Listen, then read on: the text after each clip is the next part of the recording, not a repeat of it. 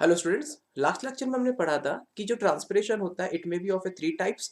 Like it may be one of the stomatal transpiration, second one it may be your cuticle transpiration and third one is your like lenticular transpiration. देखिए, अलग अलग veg होती हैं, अलग अलग तरीके होते हैं, अलग अलग अडॉप्टेशन है लीफ के। तो डिफरेंट डिफरेंट टाइप्स के आपके रेस्पिरेशन, आपके ट्रांसपिरेशन होता है। मैंने बताया था कि जो आपका 50 to 70% जो ट्रांसपिरेशन होता है स्टोमेटा के थ्रू होता है। So on the basis of their present of stomata the leaf में बी ऑफ थ्री टाइप्स। अब हम स्टोमेटल ट्रांसपिरेशन के बारे में डिस्कस करेंगे, क्योंकि अदर जो रिमेनिंग टू थे उससे हार्डली बहुत कम परसेंट होते, 10 से 15% का होता है, वो आपके कोर्स में भी नहीं है। So on the basis of the presence of the stomata, the leaf may be of a three types. One is a hypostomatic, second one is a epistomatic और the epistomatic. सबसे पहले हम समझते हैं हाइपोस्टोमेटिक। हाइपोस्टोमेटिक होता है कि जब आपके जो स्टोमेटा होते हैं वो आपके, for an example if this is your leaf, ये आपका अपर पोर्शन है, ये आपका लोअर पोर्शन है। अपर पोर्शन को बोला जाता है वेंट्रल पोजीशन और लोअर पोर्शन को बोला जाता है dorsal position. If your stomatas are present on the dorsal side of a leaf, dorsal side कह सकते हो या फिर वेंट्रल सॉरी डोर्सल साइड और पोस्टीरियर साइड। ठीक है, जब आपके डोर्सल या फिर डोर्सल कह सकते हैं पोस्टीरियर साइड्स के ऊपर अगर आपके स्टोमेटास प्रेजेंट होते हैं, they are restricted to only the lower side, तो उसको हम हाइपोस्टोमेटिक कहते हैं। ठीक है, एंड एग्जाम्पल है एप्पल या ऑरेंज, तो ऐसी टाइप की लीफ को हम एप्पल लीफ भी कहते हैं, एप्पल टाइप लीफ भी कहते हैं, और ये आपको मिलेगा डाइकॉट प्लांट के अंदर। तो डाइकॉट प्लांट के अंदर जो आपके स्टोमेटा होते हैं वो केवल आपके लोअर सरफेस पे प्रेजेंट होते हैं। क्योंकि क्या होता है, लोअर सरफेस इसलिए प्रेजेंट रहते हैं क्योंकि क्या होता है, अगर मान के चलो आपके अपर सरफेस पे प्रेजेंट रहेंगे, तो अपर सरफेस में प्रेजेंट रहने की वजह से क्या होगा कि ज़्यादा वो ट्रांसपिरेशन की रेट ज़्यादा बढ़ जाती है। जब ट्रांसपिरेशन की रेट ज़्यादा बढ़ेगी तो ज़्यादा वाटर का डिस्कार्ड होगा, ज़्यादा से ज़्यादा वाटर ट्रांसपिरेट होगा। तो इस कंडीशंस को अवॉइड करने के लिए ये डिफरेंट तरीके के सिचुएशंस को अडॉप्ट करते हैं।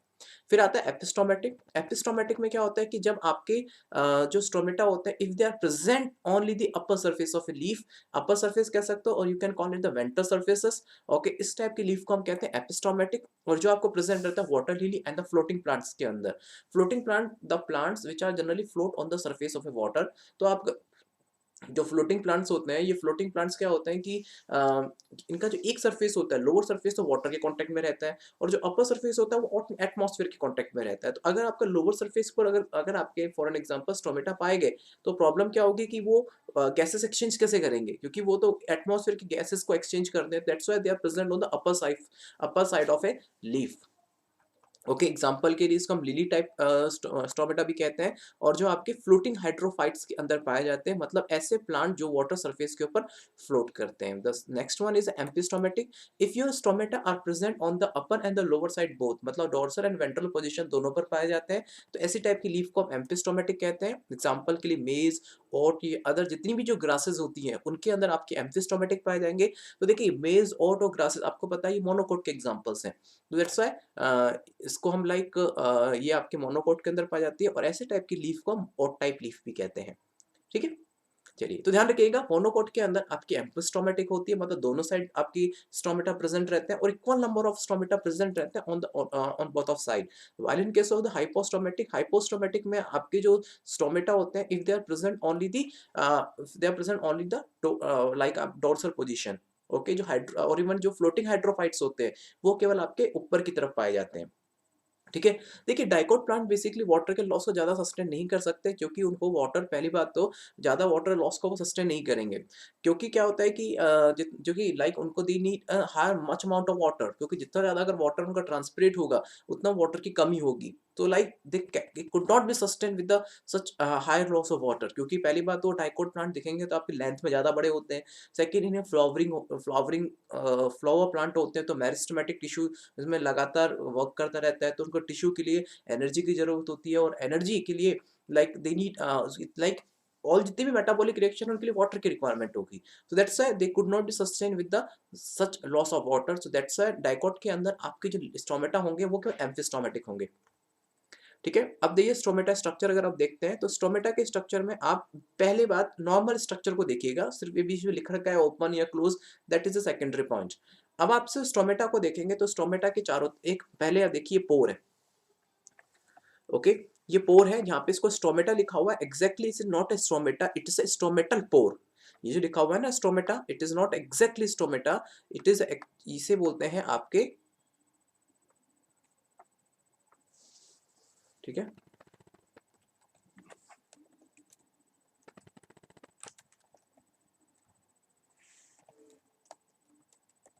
इसे हम स्टोमेटल पोर बोलते हैं। इस स्टोमेटल पोर के चारों तरफ, स्टोमेटल जो पोर है इसके चारों तरफ होती है आपकी गार्ड सेल्स होती हैं जो कि इसको गार्ड करती हैं और यही इसके खुलने और बंद होने में मदद करती है। और इस गार्ड सेल्स के चारों तरफ आपकी एक एपिडर्मिस की लेयर होती है जिसको हम सब्सिडरी सेल्स कहते हैं। तो ध्यान रखना एक स्टोमेटा के अंदर क्या पाया जाएगा, आपके स्टोमेटा के अंदर क्या प्रेजेंट होगा, स्टोमेटा के अंदर प्रेजेंट होगा आपका क्या क्या प्रेजेंट होगा, पहला स्टोमेटल पोर, स्टोमेटल पोर के चारों तरफ क्या होगा, गार्ड सेल्स होंगे और गार्ड सेल्स के चारों तरफ क्या होंगी, सब्सिडरी सेल्स होंगी। और आपकी जो गार्ड सेल्स है ये ध्यान रखना ग्रीनिश है, जो ग्रीनिश नहीं है क्योंकि इसके अंदर ये नॉर्मल एपिडर्मिस सेल्स नहीं होती हैं, ये जो बेसिकली आपकी इनके अंदर क्लोरोप्लास्ट प्रेजेंट रहता है। तो ये नॉर्मल सेल्स से थोड़ी डिफरेंट होती है क्योंकि इनके अंदर क्लोरोप्लास्ट प्रेजेंट रहता है। अगर आप अदर सेल्स को देखेंगे, अगर आप अदर सेल्स की लेयर्स को देखेंगे तो आपको लाइक में एपिडर्म में क्लोरोप्लास्ट नहीं मिलेगा, बट इनकी सेल्स के अंदर आपको क्लोरोप्लास्ट प्रेजेंट रहता है। ओके, चलिए तो जाए कि जो गार्ड सेल्स की जो लेयर्स होती हैं, जो गार्ड सेल्स होती हैं जो बेसिकली इनके अंदर आपको क्लोरोप्लास्ट प्रेजेंट मिलेगा। अब हम दो सिचुएशंस पढ़ेंगे, in what conditions the stomata में open, in what condition stomata में क्लोज। तो हम डिफरेंट टाइप ऑफ फिनोमिनाज हैं, अब उनके बारे में हम स्टडी करेंगे।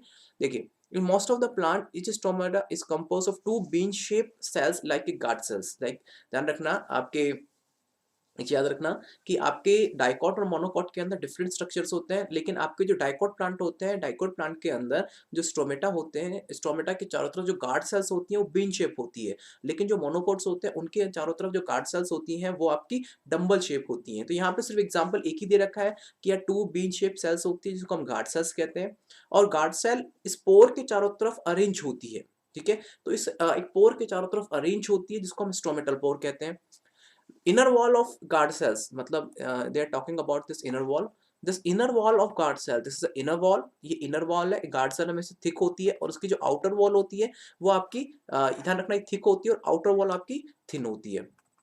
ठीक है, because of which the guard cell are turgid and stomata it opens, like ये इन्हीं की वजह से, ये थिक और थिन के कॉम्बिनेशंस की वजह से ही आपकी ये जो गार्ड सेल्स होती हैं ये वर्क करती हैं और स्टोमेटा ओपन और क्लोज होते हैं।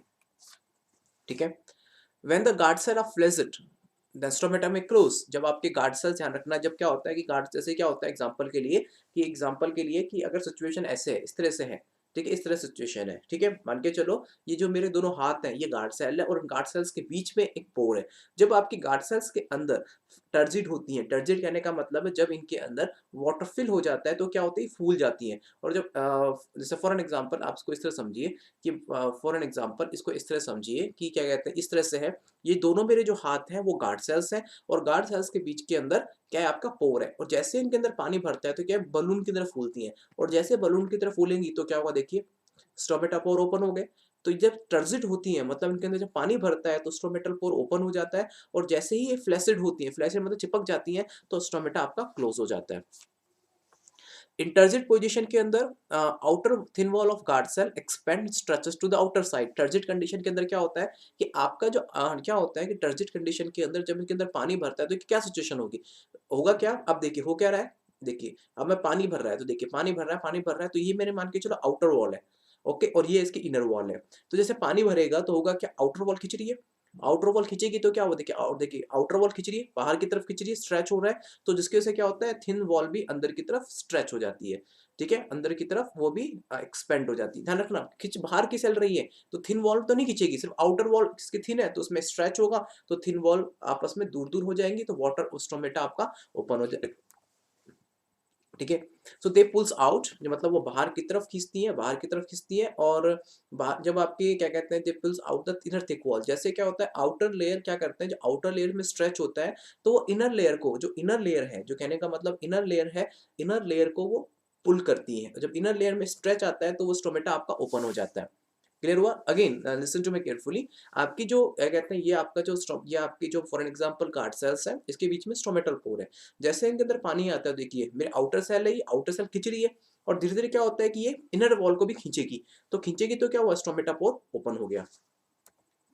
फ्लैसिड कंडीशंस में क्या होता है कि गार्ड सेल्स प्रीवियस अपनी स्टेज में आ जाती है, जैसे कि फॉर एन एग्जांपल ये खुल गया था, अब पानी बाहर आ रहा है, पानी इसका था, गार्ड सेल्स के अंदर पानी भर गया था, टर्जिड कंडीशन आ गई थी, तो हुआ क्या था, अब होगा क्या है कि अब आपकी गार्ड, अब नॉर्मल कंडीशंस के अंदर आपकी जो गार्ड सेल्स हैं वो दोबारा अपने रिवर्ट कंडीशंस में चली जाएँगी और रिवर्ट कंडीशन में चली जाएँगी तो क्या हो गया, फिर दोबारा से जो आउटर जो लेयर थी, जो स्ट्रेच हो चुकी थी, ठीक है? अब वो दोबारा से रिलैक्स हो जाएँगी और रिलैक्स होने की वजह से थिक वॉल भी अपनी जो थिक वॉल था, इनर जो थिक वॉल थी, वो दोबारा से अपनी नॉर्मल कंडीशंस के अंदर आ जाएँगी, जिससे कि स्टोमेटा क्लोज़ हो जाता है। Cell present the around the guard cells are different from other epidermis cells, ठीक है? क्योंकि इसके अंदर आपका इसके अंदर क्या होता है, क्लोरोप्लास्ट फिल होता है, that's why they are different from they are different from epidermis cell, they are different from other epidermis cells, जिनको हम सब्सिडरी सेल्स भी कहते हैं। देखिए, अगर आप यहाँ देखेंगे तो समझ में आ जाएगा। ये देखिए, ये देखिए, क्या नाम है ये, अगर आपका ये देखिए स्टोमेटा कब ओपन है, जब आपकी गार्ड सेल टर्जिड है, और ये स्टोमेटा देखिए क्लोज कब है, जब आपकी गार्ड जब स्टोमेटा कब क्लोज है, जब आपकी गार्ड गार्ड सेल्स जो है वो फ्लैसिड हो चुकी हैं। ठीक है, अब इट मीन्स ये हुआ कि देखिए स्टोमेटा ओपन या क्लोज कब होते हैं, जब उनके अंदर, जब ये आप ऐसा कह सकते हो कि ओपन कब होंगे, जब उनकी गार्ड सेल्स के अंदर एंडोस्मोसिस होगा। एंडोस्मोसिस होगा तो गार्ड सेल्स आपकी फूल जाएंगी, फूल जाने से क्या होगा, आउटर वॉल पे स्ट्रेच होएगा, और जब वो स्ट्रेच होगा तो इनर वॉल अपने आप खींचेगी, पुल होगा ना, जब नाप करके जब बाहर की वॉल खींच रही है, तो इनर वेल पे प्रेशर डालेगी, तो इनर वेल जो ये गार्ड सेल ऐसे जुड़ी हुई है, गार्ड सेल ऐसे जुड़ी हुई है। तो अगर मान के चलो कि अगर ये एग्जांपल के लिए ये आपकी आउटर वॉल है और ये आपकी इनर वॉल है, ये ऊपर से जुड़ी हुई है, ठीक है, दोनों ऊपर से जुड़ी हुई है। अगर मैं बाहर की वॉल खींचेगी तो इनर वॉल भी तो दूर होती चली जाएगी। तो वही यहाँ पे स्टडी करेंगे इस चीज के बारे में, ठीक है। तो अब ये जो स्ट्रोमेटा, कहने का मतलब है कि स्ट्रोमेटा ओपन कब होता है, कि जब उसके अंदर एंडोस्मोसिस होगा। एंडोस्मोसिस होगा तो क्या होगा कि आपकी जो गार्ड सेल होगी उसमें पानी भरेगा, वाटर फिल होगा, वाटर फिल होने से क्या होगा, जो आउटर लेयर होगी उसमें स्ट्रेच आएगा, वो बाहर की तरफ खींचेंगी, जिससे क्या हुआ, थिन जो अंदर की तरफ जो थिक वॉल है, वो थिक वॉल को भी पुल करेंगी, तो क्या होगा, स्ट्रोमेटा आपका ओपन हो जाएगा और रिवर्ट कंडीशंस के अंदर स्ट्रोमेटा आपका बंद हो जाएगा। यही कहने का मतलब है। तो मतलब एंडोऑस्मोसिस और एक्सोऑस्मोसिस, यही वो दो मैकेनिज्म है जिससे कि गार्ड सेल्स ओपन हो सकती हैं। गार्ड सेल्स कहने का मतलब है स्टोमेटा ओपन हो सकता है, जो गार्ड सेल्स की मदद करते हैं स्टोमेटा को ओपन करने में या क्लोज करने में। तो स्टोमेटा कब ओपन होते हैं, कब क्लोज होते हैं, वो डिपेंड करते हैं गार्ड सेल्स के मैकेनिज्म के ऊपर। तो अगर एंडोऑस्मोसिस हो रहा है, मतलब पानी फिल हो रहा है गार्ड सेल्स के अंदर, तो गार्ड सेल आपकी टर्जिड होंगी, आउटर वॉल में स्ट्रेच होगा, जिसकी वजह से थिन वॉल जो आपकी जो थिक वॉल है वो भी पुल होंगी और आपका स्टोमेटा ओपन हो जाएगा। इन अदर कंडीशन, अगर आप दूसरी कंडीशंस की बात करते हैं, जिसमें आपका जिस कहने का मतलब है, जब एक्सोऑस्मोसिस होगा तो गार्ड सेल दोबारा रिवर्ट बैक आ जाएंगी और आपका जो स्टोमेटा पोर होगा वो बंद हो जाएगा। कहने का मतलब है, तो एक्सोऑस्मोसिस और एंडोऑस्मोसिस वही दो मैकेनिज्म है जिसके थ्रू हम स्टोमेटल मूवमेंट को समझ सकते हैं, उनकी मैकेनिज्म को समझ सकते हैं। अब क्वेश्चन ये आता है कि एंडोऑस्मोसिस कैसे होगा, मतलब उसके अंदर पानी कैसे आएगा, ठीक है। इंजेक्शन तो लगाएंगे नहीं गार्ड सेल्स के अंदर पानी का, अब वो गार्ड सेल्स कैसे पानी को एब्जॉर्ब करेंगे, उसमें एंडोऑस्मोसिस होगा कैसे, यही मेन मैकेनिज्म है। तो इसको समझाने के लिए तीन हाइपोथेसिस है, starch sugar hypothesis, Steward hypothesis and the active potassium ion transport theory. इन तीनों थ्योरी में सबसे जो इंपॉर्टेंट थ्योरी है, जो है आपकी active potassium ion transport theory. ये सबसे ज्यादा इंपॉर्टेंट थ्योरी है और सबसे ज्यादा लाइक कह सकते हो वैलिड थ्योरी है, जिसने प्रॉपर वे से स्टोमेटल मूवमेंट को समझाया था। लोग ये समझ गए, देखिए एंडोऑस्मोसिस का मेन कॉज है स्टोमेटा ओपन होने का, क्योंकि जब एंडोऑस्मोसिस होगा तो गार्ड सेल टर्जिड होंगी और स्टोमेटा आपका ओपन होगा, ठीक है। तो एक्सोऑस्मोसिस होगा तो आपकी गार्ड सेल्स पिचक जाएंगी, फ्लैसिड हो जाएंगी, और फ्लैसिड होने की वजह से आपका जो स्टोमेटा पोर है वो क्लोज हो जाएगा। सो एक्चुअली थिंग्स कहाँ पे अटकती थी, अब आपके इन लाइक एक्सोऑस्मोसिस और एंडोऑस्मोसिस से। तो सबसे पहले आया स्टार्च शुगर हाइपोथेसिस, जिसको हम पीएच थ्योरी भी कहते हैं। इसको दिया था जेडी सायरे ने 1923 के अंदर दिया था। इनके अकॉर्डिंग क्या था, उन्होंने बताया कि ये जो स्टोमेटा का ओपन या क्लोज होना ना, ये स्टार्च और शुगर कन्वर्शन पर डिपेंड करता है। स्टार्च और शुगर कन्वर्जन पर डिपेंड करता है, और इनका जो कन्वर्जन है वो पीएच के ऊपर डिपेंड करता है।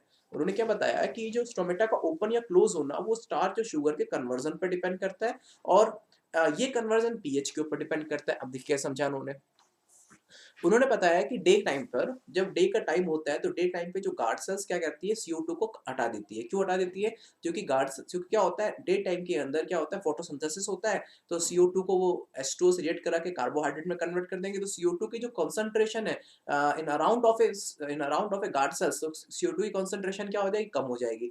तो CO2 की कंसंट्रेशन CO2 हटा देगी, CO2 को हटा दिया तो पीएच क्या 7 के आसपास ही रहेगा। अब क्योंकि अगर CO2 होता तो क्या होता, CO2 वाटर से रिएक्ट करता, रिएक्ट करने के बाद में क्या बनाता, कार्बोनिक एसिड बनाता, तो पीएच कम हो जाता। हो जाता कम। तो अब उसने क्या किया कि अब CO2 है ही नहीं, तो CO2 नहीं है तो वाटर से रिएक्शन नहीं होगा, वाटर से रिएक्शन है तो कार्बोनिक एसिड नहीं बनेगा, और कार्बोनिक एसिड नहीं बनेगा तो पीएच क्या होगा, 7 से कम नहीं होगा। और जब पीएच 7 से कम नहीं होगा, तो पीएच 7 से कम नहीं होगा तो पीएच ही रहेगा। तो एट दिस इस पीएच के ऊपर स्टार्च जो होगा वो शुगर में कन्वर्टेड हो जाएगा। इस पीएच के ऊपर, मतलब नॉर्मल पीएच के ऊपर, इस नॉर्मल पीएच के ऊपर जो स्टार्च होगा वो शुगर में कन्वर्टेड हो जाएगा by using of phosphorylase enzyme. ठीक है। अब क्वेश्चन, अब मन में आपके भी क्वेश्चन होगा कि ये स्टार्च कहाँ से आया। ठीक है, वो भी हम देखेंगे। अब नाइट टाइम में क्या होता है कि CO2 हम रिमूव नहीं कर पाते, क्योंकि नाइट टाइम में क्या होता है, सनलाइट नहीं प्रेजेंट होती तो फोटोसिंथेसिस नहीं होता। तो CO2 क्या होता है, गार्ड सेल्स के चारों तरफ प्रेजेंट रहता है, तो क्या होता है उसकी वजह से क्या होगा, गार्ड सेल प्रेजेंट रहने की वजह से वो H2O से CO2 रिएक्ट करेगा और H2CO3 कार्बोनिक एसिड बनाएगा और पीएच कम हो जाएगा, और पीएच कम हो जाने की वजह से दोबारा से जो शुगर होगा स्टार्च में कन्वर्ट हो जाएगा, स्टोमेटा बंद हो जाएंगे। अभी आपको समझ में नहीं आया होगा, मैं आई नो। तो देखिए, अब आपको यहाँ से समझ में आएगा थोड़ा सा, और उसको अब डिटेल में समझते हैं। अभी तो उन्होंने बेसिक चीजें दी, बेसिक आउटलाइंस दी, अब उनको डिटेल में कैसे समझाया। उन्होंने बोला कि क्या कहते हैं, उन्होंने क्या बोला कि बेसिकली जो स्टार्च होता है वो गार्ड सेल्स के अंदर प्रेजेंट रहता है। उन्होंने बोला कि जो बेसिकली जो उन्होंने क्या बोला कि जो आपका, देखिए, उन्होंने ये बताया कि आपका जो क्या कहते हैं, आपका जो स्टार्च होता है वो स्टार्च होता है वो बेसिकली गार्ड सेल्स के अंदर प्रेजेंट रहता है, पहले से ही प्रेजेंट रहता है। अब क्या होता है कि जब दिन के टाइम में होगा क्या, दिन के टाइम में होगा क्या कि जब आपका पीएच नॉर्मल 7 रहता है, 7 क्यों रहेगा, क्योंकि उसको गार्ड सेल्स क्या करेंगे, CO2 को हटा देंगी चारों तरफ से। जब CO2 को गार्ड सेल्स हटा देंगी तो होगा क्या, ठीक है, तो CO2 को हटा देंगी गार्ड सेल्स, तो होगा क्या, CO2 को हटा दिया तो क्या वो कार्बोनिक एसिड नहीं बनेगा और पीएच रहेगा नॉर्मल 7। इस नॉर्मल 7 के ऊपर एक एंजाइम होता है फॉस्फोरिलेज एंजाइम, वो एक्टिवेट हो जाता है और ये एक्टिवेट होकर स्टार्च को कन्वर्ट कर देता है ग्लूकोज 1 फॉस्फेट के अंदर। ठीक है, ध्यान रखना, नॉर्मल पीएच के ऊपर जो फॉस्फोरिलेज जो एंजाइम है वो एक्टिवेट हो जाता है, इसलिए लिख रखा है हाई पीएच के ऊपर। यहाँ पे देखिए इसने वर्ड लिख रखा है हाई पीएच के ऊपर। हाई पीएच मतलब नॉर्मल पीएच की बात कर रहा है, क्योंकि जो बेसिक एसिड से तो ज्यादा ही होगा 7। अगर कोई पीएच 3 या 4 है तो उससे तो 7 ज्यादा ही हुआ। तो इस 7 पीएच के ऊपर आपका जो फॉस्फोरिलेज एंजाइम होता है वो एक्टिवेट हो जाता है, और एक्टिवेट हो जाने की वजह से जो स्टार्च होता है ग्लूकोज 1 फॉस्फेट के अंदर कन्वर्ट हो गया। अब ये जो इसका मतलब है कि जो इस हाई पीएच के ऊपर जो फॉस्फोरिलेज जो एंजाइम होता है वो मोर एक्टिव होता है, और जैसे ही ग्लूकोज 1 फॉस्फेट बनता है, इसका जो डीपीडी होता है, इसका जो डीपीडी होता है बहुत ज्यादा होता है इन कंपेरेटिव टू द स्टार्च। और जब डीपीडी जब ज्यादा होगा तो ऑटोमेटिकली वाटर क्या होगा, एंडोस्मोसिस होगा, और एंडोस्मोसिस की वजह से क्या होगा, गार्ड सेल्स में पानी भर जाएगा और स्टोमेटा ओपन हो जाएंगे। Let me clear one thing. Siren ने बताया कि स्टार्च पहले से गार्ड सेल्स के अंदर प्रेजेंट रहता है। होता है क्या है कि फोटोसिंथेटिक एक्टिविटी उस वक्त होती होती रहती है, तो क्या होता है गार्ड सेल्स के चारों तरफ CO2 खत्म हो जाएगा, और CO2 कहाँ चला जाएगा, अंदर मेसोफिल सेल के अंदर जहाँ पे फोटोसिंथेसिस होगा। जब वो मेसोफिल के अंदर CO2 चला गया तो गार्ड सेल के चारों तरफ से CO2 हट गया। हटने से क्या हुआ कि वहां पे एक फॉस्फोर पीएच रह गया 7, क्योंकि अगर गार्ड सेल्स के चारों तरफ CO2 होता तो H2 प्लस CO2 बना क्या बनाता, कार्बोनिक एसिड, और कार्बोनिक एसिड की वजह से एसिडिक मीडियम हो जाता। लेकिन अब मीडियम एसिडिक ना होके न्यूट्रल मीडियम रह गया, CO2 का कोई इंटरफेयर ही नहीं रहा। तो उस पीएच के ऊपर फास्फोराइलेज एंजाइम एक्टिवेट हो जाता है, जो बेसिकली आपके स्टार्च को शुगर में कन्वर्ट कर देता है। ये शुगर इज ग्लूकोज 1 फॉस्फेट। ठीक है, और उस केस में क्या होता है, ग्लूकोज 1 फॉस्फेट का जो डीपीडी होता है स्टार्च के कंपैरिजन में ज्यादा होता है, और डीपीडी ज्यादा होने की वजह से वाटर वो अंदर की तरफ आ जाता है और एंडोस्मोसिस होता है, और आपकी जो गार्ड सेल्स होती है वो टर्जिड हो जाती है। नाइट टाइम में क्या होता है कि CO2 को हम रिमूव नहीं कर पाते, क्योंकि फोटोसिंथेटिक एक्टिविटी नहीं खत्म होती, होती ही नहीं है। तो उसके से क्या होता है, कार्बोनिक एसिड बनता है और पीएच क्या हो जाता है, डाउन हो जाता है। तो इस लो पीएच के ऊपर होगा क्या प्रॉब्लम, इस लो पीएच के ऊपर आपका जो लो पीएच के ऊपर दोबारा से वो शुगर स्टार्च में कन्वर्ट हो जाएगा। Again that sugar converted into the starch in this in the presence of same enzyme, phosphorylase enzyme. तो फॉस्फोरिलेज एंजाइम दोनों करता है। अब ध्यान रखना, मैंने क्या बताया था, ग्लूकोज 1 फॉस्फेट का जो डीपीडी था वो स्टार्च से ज्यादा था, लेकिन यहाँ पे क्या हुआ, उल्टा हो गया, तो अब डीपीडी कम हो गया। डीपीडी अब क्या हुआ, अब देखिए क्या कहते हैं, डीपीडी कम हो गया, क्योंकि अब वो स्टार्च में कन्वर्ट हो गया, तो डीपीडी कम हो गया। अब डीपीडी कम हो गया तो क्या होगा, वाटर बाहर निकल जाएगा, और बाहर निकल जाने की वजह से आपकी जो स्टोमेटा होते हैं वो आपकी जो गार्ड सेल्स फ्लैसिड हो जाएंगी और स्टोमेटल पोर क्लोज हो जाएगा। समझ में आ गया? ओके। तो ये उन्होंने बताया था कि गार्ड सेल के अंदर पहले से स्टार्च प्रेजेंट रहता है, that's why this mechanism work. That's why this mechanism work. देखिए फॉस्फोराइलेज क्या होता है, स्टार्च को क्या करता है, उसको तोड़ देता है, क्योंकि स्टार्च जो होता है वो वैसे भी ग्लूकोज का बना हुआ एक मोनोमर है, सॉरी ग्लूकोज का बना हुआ एक पॉलीमर है। तो फॉस्फोराइलेज एंजाइम क्या करता है, उस पॉलीमर को कन्वर्ट कर देता है मोनोमर के अंदर। तो फॉस्फोराइलेज जो एंजाइम होता है वो हाई पीएच के ऊपर एक्टिव रहता है, it's around 7। At this high pH the starch converted into the glucose 1 phosphate. और ग्लूकोज 1 फॉस्फेट का क्या होता है, लाइक ऑस्मोटिक प्रेशर ज्यादा रहता है, उसकी डीपीटी ज्यादा रहती है, तो होगा क्या, वो ज्यादा वाटर को अट्रैक्ट करेगा और एंडोस्मोसिस होगा, गार्ड सेल्स के अंदर वाटर भर जाएगा, जिससे वो टर्जिड हो जाएंगी और गार्ड सेल्स फूल जाएंगे। So that was a mechanism given by this person. अब स्टुअर्ट ने क्या किया, स्टुअर्ट ने थोड़ा सा चेंज किया। स्टुअर्ट ने बोला कि ग्लूकोज 1 उसने ये बोला कि आप जो बोल रहे थे सायरे, आपने जो बोला था ग्लूकोज 1 फॉस्फेट बनता है, एक्चुअली ग्लूकोज 1 फॉस्फेट नहीं बनता। उन्होंने बोला ग्लूकोज 6 फॉस्फेट बनता है, जो फर्दर कन्वर्ट होता है ग्लूकोज के अंदर, जो ऑस्मोटिकली ज्यादा एक्टिव है। लेकिन उन्होंने क्या बोला, स्टुअर्ट ने क्या किया था, स्टुअर्ट ने सारे की मैकेनिज्म को यूज किया। उन्होंने बोला आप बिल्कुल सही कह रहे हो कि फोटोसिंथेटिक एक्टिविटी होती है, CO2 बनता है, S2 बन, सब कुछ आप जो कह रहे थे बिल्कुल सही है, बिल्कुल सही है। लेकिन एक प्रॉब्लम ये है कि आप जो कह रहे हो ना कि ग्लूकोज 6 फॉस्फेट बनता है, ठीक है, ग्लूकोज 1 फॉस्फेट बनता है, नहीं बनता, ग्लूकोज 1 ना बन के ग्लूकोज 6 फॉस्फेट बनता है, further in converted into the glucose. वही दिन के टाइम में आप बिल्कुल सही कह रहे थे कि CO2 रिमूव हो जाता है, आप बिल्कुल सही कह रहे थे। तो बेसिकली जो मैकेनिज्म ये है कि ग्लूकोज 6 फॉस्फेट से ग्लूकोज बनेगा, और glucose 6 phosphate is more osmotically active than the glucose 1 phosphate, जिससे कि एंडोस्मोसिस होगा और स्टोमेटा ओपन हो जाएंगे। Let me clear again, Stuart ने बोला था कि आपका जो ग्लूकोज 6 फॉस्फेट है, glucose 6 phosphate and glucose, they are the more soluble in a water than the glucose 1 phosphate। उन्होंने बोला कि ग्लूकोज 1 फॉस्फेट ना बनकर ग्लूकोज 6 फॉस्फेट बनता है। देखिए, ये देखिए, उन्होंने बोला कि ग्लूकोज 6 फॉस्फेट ना बनकर आपका ग्लूकोज 1 फॉस्फेट ना बनकर ग्लूकोज 6 फॉस्फेट बनता है, और glucose 6 phosphate convert into the glucose which become more osmotically active and endosmosis होता है, और जिसके से स्टोमेटा ओपन हो जाते हैं। सो लाइक, ठीक है, तो इनका बस स्टुअर्ट ने सायरे की कॉन्सेप्ट को इतना चेंज किया। उन्होंने बोला ग्लूकोज 1 फॉस्फेट नहीं, ग्लूकोज 6 फॉस्फेट बनता है, the further glucose 6 phosphate convert into the glucose, जिससे सेल का जो ऑस्मोटिक प्रेशर होता है थोड़ा इंक्रीज हो जाता है और एंडोस्मोसिस होना शुरू हो जाता है। उन्होंने बस यही चेंज किया था। और फिर नाइट टाइम में भी यही होगा, नाइट टाइम में,